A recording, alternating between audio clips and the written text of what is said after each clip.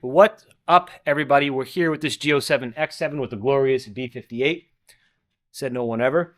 And for those of you that don't know, this is the X7 that got towed in from Colorado because it has a massive fucking hole in exhaust number 2, cylinder number 2 exhaust valve. So a massive hole in the exhaust valve, and we got the engine out here. Mr. John pulled it. How long did it take you?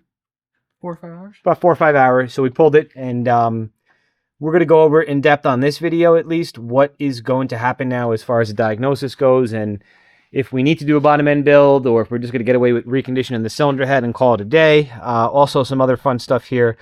We had a box that, we tend to put all the parts for the car back into the car until we get this situation sorted and an engine back in the engine bay.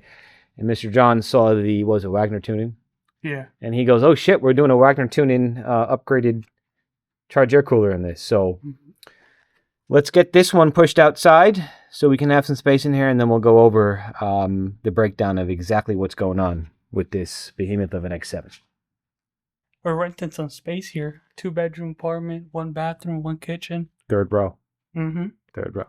Oh yeah, it comes with the basement, 3rd row. So whenever you want, let me know. Stay in touch.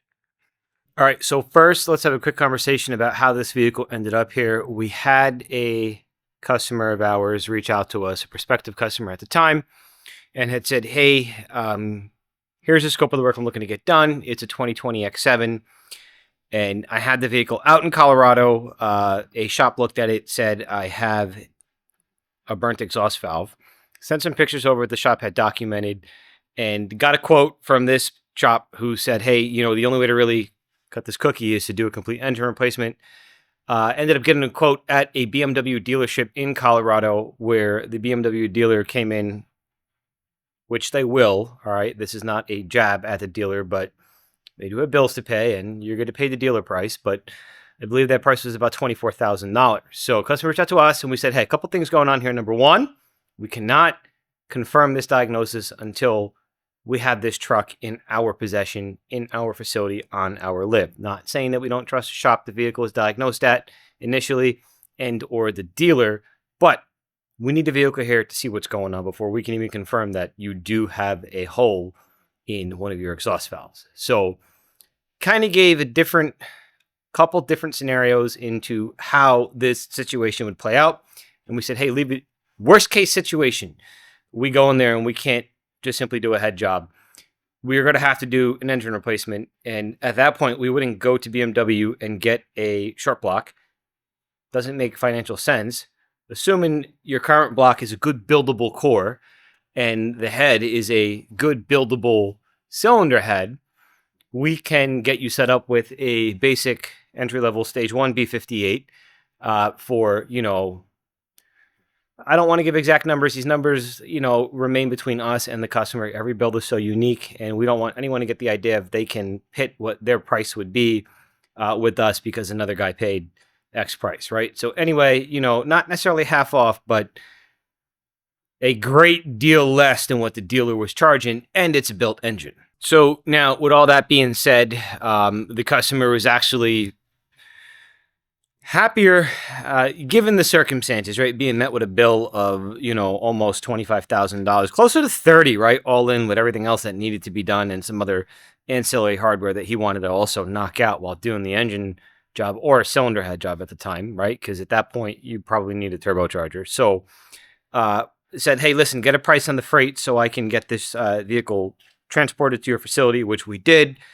And I did a couple videos. They're not necessarily going to be included in this intro video, but a couple videos on us having to chase down the transport company that we procured for the customer. And this transport company wanted us to pick up the vehicle from a local Walmart and drive it almost 5 miles back to our facility because they claimed their 80-foot rig couldn't fit down into our business park location because it is technically in a residential location.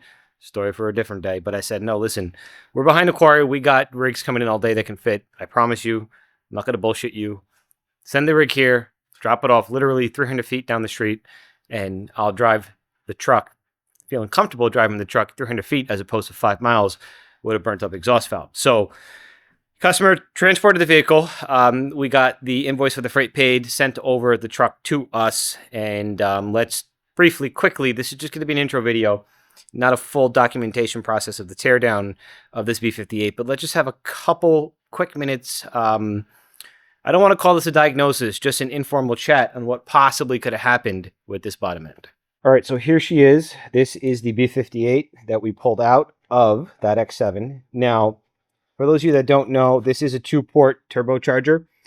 Supras and X7s, I don't know about the X5s, but I know for a fact all G07 X7s get the 2-port turbo, which kind of stinks when it comes to upgraded options. But vehicle came in with a catalytic converter, which is great. And I believe this is actually a Gezi high flow cat, which is awesome. And we also have this flex fuel sensor here. I see a boost tap fitting over there. It had a charge pipe and it was tuned. Now, we didn't get in too much of a deep conversation with the customer as far as, hey, what's going on with the tuning situation. But what I'm going to do is throw in a shot here, okay, of what number 2 looked like on that exhaust valve. So take a look there. You can see we have essentially a burned exhaust valve, all right? And what I want to discuss real quick is the possibility of bottom end damage that we won't know until we tear this puppy down. And furthermore, the million of different reasons that could be behind this burned exhaust valve. So we always get the comments, we post these short videos on other platforms in relation to what's going on with the vehicle. And in the videos we posted on the exhaust valve situation, a lot of folks reached out, left comments, why, what happened? And the answer is we don't know. Number one, we have to do a full teardown, which we're obviously in the process of doing here. But furthermore, this could be a bad tune. This could be bad gas, failed fuel injector, extremely high EGTs. We just simply cannot look at an engine, right, installed in the vehicle, even with the camera, and determine exactly what happened. So with that being said, we're going to do our best to get down to the final COF, which is what we call cause of failure, what caused this exhaust valve to burn up. But before we get to that point, we also need to make sure that we can, in good faith, let the customer know your bottom end is no good. So we need to build that or retain it, and also talk about the transmission damage that we discovered. So what do I mean by a bad transmission? Well, you have to remove the transmission before we can tear down the engine. And when we pulled the trans off the back of the block, flex plate, torque converter stuck onto the flex plate, and we had nothing but metal shavings, chunks pouring out of that torque converter. So we're going to have to build the trans now. Stay tuned as we tear this puppy down and get this X7 back on the road, and it might be the world's most powerful B58 X7.